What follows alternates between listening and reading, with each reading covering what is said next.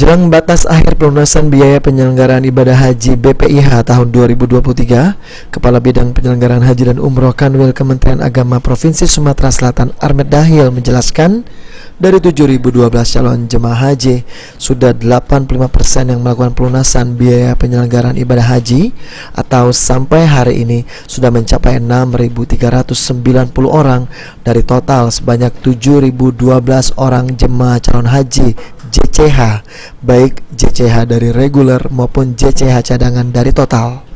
Ditambahkan Armed Dahil, jemaah yang belum melakukan pelunasan akan dimaksimalkan hingga batas akhir perpanjangan 10 Mei 2023. Diharapkan untuk jemaah calon haji yang telah melakukan pelunasan untuk senantiasa menjaga kondisi tubuh agar tetap fit serta terus belajar agar memahami dan menguasai pengetahuan tentang haji dengan banyak membaca dan mengikuti manasik haji baik yang dilaksanakan oleh pemerintah maupun masyarakat.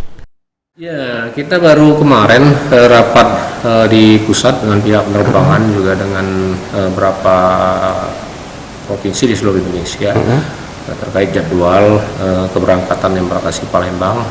Kemarin sore kita dapatkan juga ada perubahan jadwal dengan pengaturan izin dari pendaratan di Arab Saudi.